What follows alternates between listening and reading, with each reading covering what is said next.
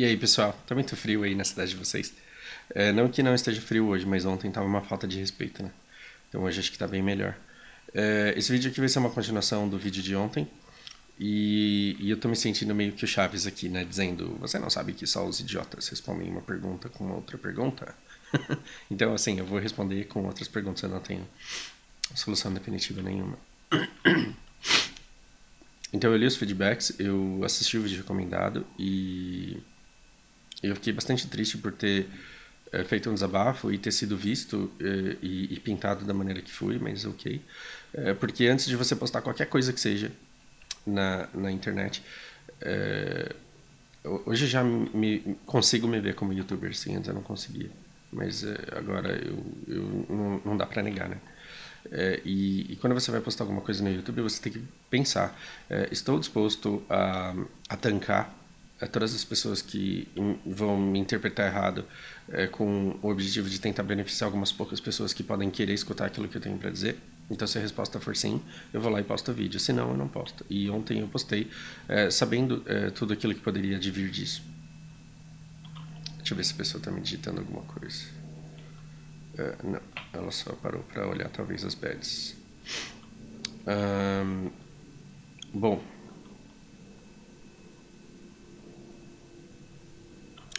seu lindo. Eu tô recebendo elogio de um já já já. Ok. Fico feliz quando esse tipo de coisa acontece, me sinto bastante recompensado. Mas agora eu fiquei com vergonha de mudar esse negócio aqui, porque tá constrangedor. Eu vou deixar. Meu Deus, eu fechei a janelinha que eu queria ter mostrado. Ok. Onde estava, gente? O Paraguai, o gato paraguaio tirou minha concentração.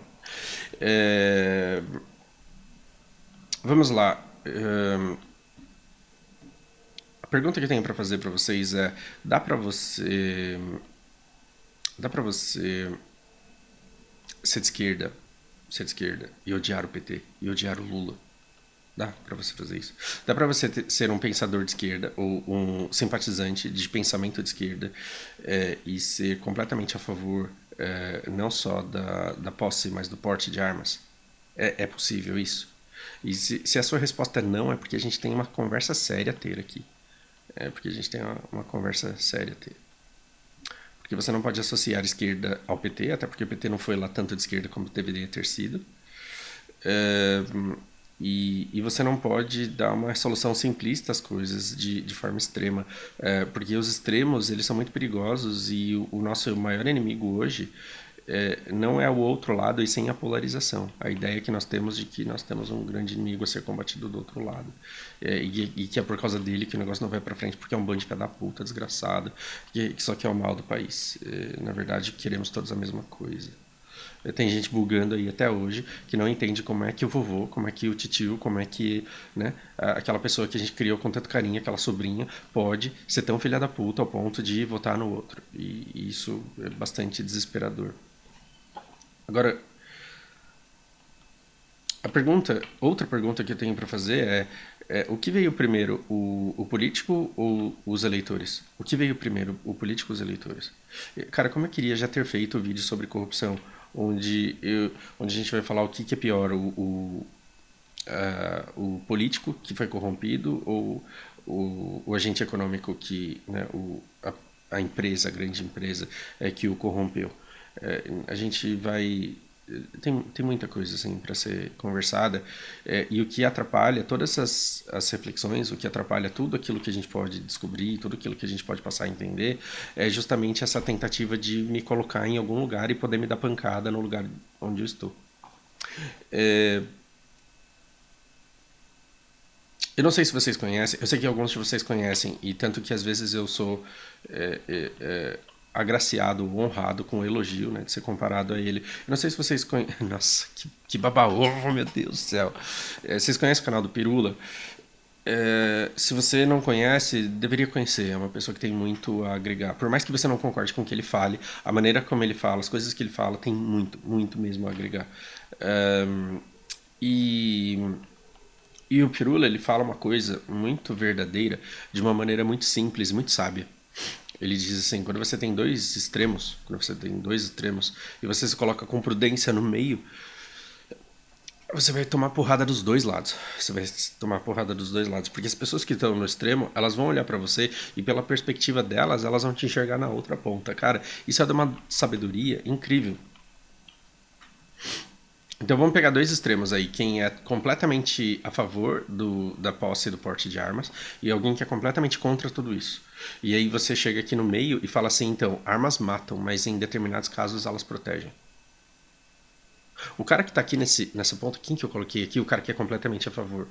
Ele vai te ver como alguém que está na ponta extrema do contra. E ele vai te dar todo o discurso do Arthur, do Mamãe Falei, que eu assisti o vídeo dele, gostei, e ele fala muita verdade em tudo que ele fala.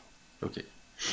Agora, essa pessoa que está aqui, que é totalmente contra tudo, ela vai ignorar o às vezes protege, ela vai ignorar o às vezes salva, ela vai escutar armas, não, ela vai escutar ela vai ignorar completamente o armas matam, perdão, eu tô atrapalhado aqui, e ela vai escutar só que armas protegem, e ela vai te enxergar nesse outro extremo, e ela vai te dar todo o discurso contrário a essa vertente aqui. Então, quando você se posiciona no meio e você tenta falar com determinada prudência e com determinada racionalidade, e você diz que determinadas armas de determinado porte de destruição, elas não deveriam existir entre civis, você não falou que você é contra e nem a favor nenhum desses extremos, mas você toma uma porrada dos dois. Você toma uma porrada dos dois porque as pessoas elas te enxergam no outro extremo e já começam a tentar te destruir. E por que é que a gente pensa dessa forma? E por que é que a gente está polarizado dessa maneira? Dessa maneira. Por isso, a minha pergunta, a pergunta que eu fiz, é quem veio primeiro? Quem veio primeiro, o político ou os eleitores? Estudados da maneira que foram e carentes de se sentirem representados. Porque na eleição passada apareceu um cara novo aí, né? O Amoedo. E esse cara, ele me matou de medo durante toda a eleição, porque eu falava, cara, eu tô ficando apaixonado pela fala desse cara. Tudo que ele fala é muito bonito e tudo que ele fala é muito verdade, mas eu não conheço e eu não sei quem ele é. E eu não sei o que ele quer e eu não sei quem banca esse cara e eu não sei o que tá por trás dele. Então, tomara que ele se prove um bom político e tomara que o Novo se prove um bom partido, mas agora não tem informação ainda para poder julgar, não dá para descobrir isso. Porque tudo que ele fala é muito bonito e muito certo e muito assertivo, então, não, cara, tem alguma coisa de errada aí. Então, a pergunta que eu digo é o que veio primeiro, o político ou o eleitor? Existe uma pessoa boa inicialmente que era tão boa, mas tão boa, mas tão boa que os caras falaram, não, você é tão bom que você precisa ser presidente? Foi isso que aconteceu? Ou existiu uma necessidade de um partido de emplacar lá a sua chapa nas eleições e que estudou profundamente a população e descobriu exatamente aquilo que a população gostaria de ter naquele momento em seu representante para oferecer para você alguém exatamente com essas qualidades, porque um estudo foi feito que descobriu que a nossa população queria alguém de pulso firme que fosse acabar com essa bagunça aí, tá ok? Porque tem que mudar. Então, assim, o que foi que veio primeiro? Foi a pessoa com todas as virtudes e toda a bondade dela? Ou veio um partido que estudou o mercado e falou, não, essa pessoa aqui, ela emplaca? E essa pessoa, ela acredita nas coisas que ela acredita porque ela acredita? Ou ela acredita nas coisas que ela acredita porque a população demanda alguém que tenha essas crenças e essas convicções? Essa pergunta ela é muito mais difícil. Vamos ver como está o nosso mercadito. Ok. Vamos pensar em...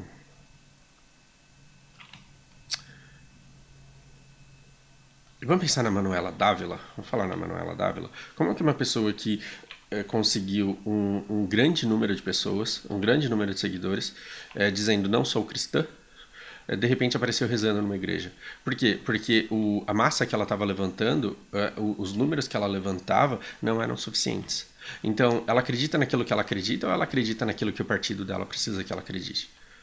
Quando o partido dela falou, não, você vai na igreja, a gente vai rezar porque a gente está precisando de voto deles lá, ela foi.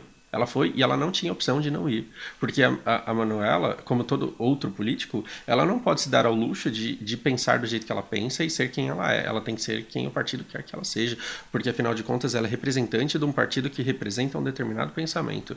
Quem que se fudeu em mesma medida, desculpa o meu vocabulário, é João Dória. João Dória foi eleito dizendo assim, eu vou ser prefeito, não quero reeleição e eu quero terminar o meu mandato. Isso é o que ele queria, outra coisa é o que o partido dele obrigou ele a fazer. Então, assim, o Dória também tinha as suas ambições e ele também é um tremendo do mau caráter? Talvez sim. Mas se ele quisesse bater o pé e falar, não, eu tô de boa aqui na prefeitura e eu vou terminar o meu mandato, não é uma decisão que caiba somente a ele. Porque ele representa, ele faz parte de um grupo muito maior do que ele, que é um partido que tem muita influência sobre o comportamento dele. Ele não ganhou a eleição sozinho, ele ganhou com o fundo partidário e com o apoio de todo o partido. A vitória dele nas eleições, ela é resultado de um trabalho em equipe e uma equipe a qual ele deve satisfações. Ele deve satisfações. Então, se você acha que o Lula e que a Dilma e que o Bolsonaro eram deuses autossuficientes e totais em si, que faziam exatamente tudo aquilo que queriam e não tinham que se dobrar a ninguém contra a sua própria vontade, você está enganado. Porque existem forças e poderes muito maiores, e são esses que a gente deve temer, que a gente não fica nem sabendo que existem. O próprio Amoedo, ele quando apareceu como liberal, é, ele era e sempre foi liberal. Mas aí depois o que aconteceu? Mas eu sou conservador nos costumes, é porque sempre foi? Ou é porque ele viu que não emplacaria e não conseguiria ir mais longe se ele não fosse? Porque uma pessoa que antes defendeu o aborto, de repente falou, não, mas aqui eu refleti bem e eu mudei de ideia e eu fui convencido e agora eu sou contra o aborto mesmo e é isso aí, tem que aceitar. É isso, não tem jeito. Palavras de Amoedo.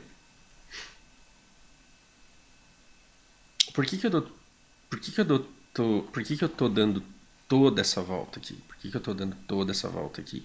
Porque você acha que Manuela Dávila, João Dória, Amoedo, Arthur, você acha que o cara se importa se você tem uma arma na sua casa ou não? Se a pré-adolescente que está fazendo aborto numa clínica clandestina, ela sabe?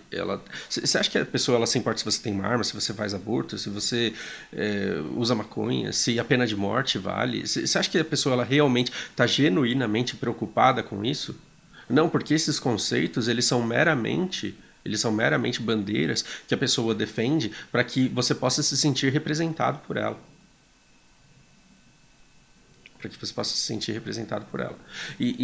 Quando a campanha do cara gera em torno de defender a, o, a posse e o porte de armas, é lógico que depois do massacre ele vai sair em defesa do pensamento dele, porque afinal de contas ele não pode perder eleitores e ele não pode se permitir que pessoas mudem de ideia. E quem é que vai estar querendo fazer as pessoas mudarem de ideia? É a oposição.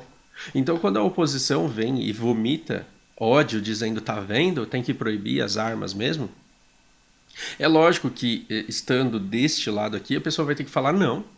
O culpado do massacre são as pessoas, não são as armas, e ele tem que usar toda a informação que ele tem. E os dois lados pagam institutos de pesquisa muito caros e têm acesso a informações muito boas e muito verdadeiras, e estatística, dependendo da interpretação, prova qualquer coisa que você queira.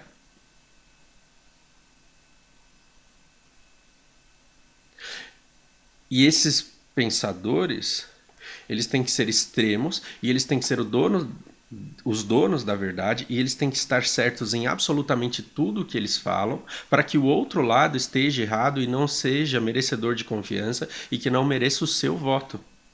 E aí as pessoas elas vão se polarizar e elas vão cada um, igual no programa do Silvio Santos que cada um anda para um lado, as pessoas elas vão se colocar de acordo com essas bandeiras que foram plantadas. Só que você está se movendo para essas bandeiras que foram plantadas por quê? Porque de fato nós teremos armas colocadas ou retiradas da sociedade, porque de fato nós teremos aborto legalizado ou ilegalizado, porque nós teremos drogas legalizadas ou ilegalizadas. A gente está andando porque de fato haverão mudanças ou a gente está mudando somente porque esses partidos eles precisam de votos para que eles consigam. Entende onde eu estou querendo chegar? Então, por que essa volta inteira? para você entender que, e não importa que assunto seja, você sempre vai conseguir polarizar,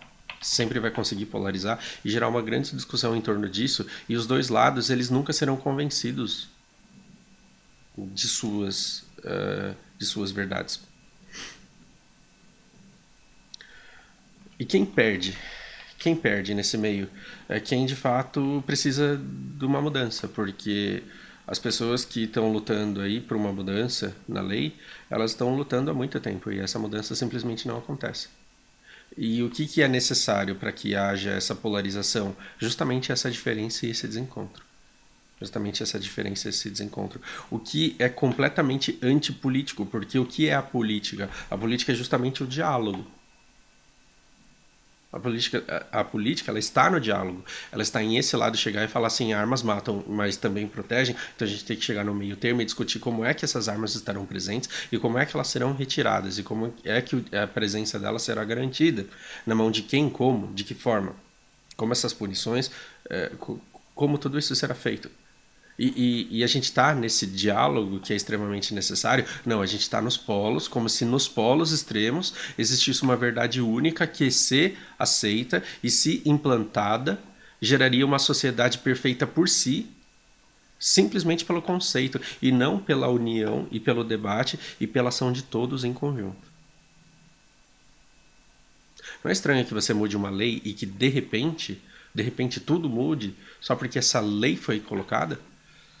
Não, né? Até porque a lei ela não é sequer respeitada. A lei ela não é sequer respeitada. Então, a gente precisa mudar o que? A interação real entre essas pessoas. E por que a interação real dessas pessoas não muda? Porque nós não estamos fazendo política. Nós estamos fazendo polarização. Essa polarização só é boa para os partidos. Para a gente só se fode. A gente acha que a gente está cercado de burrice e de inimigos. Por quê? Porque tem o tempo inteiro alguém do extremo que você escolheu dizendo quanto o outro é burro. Pra caralho. O quanto a visão dele é simplista e limitada.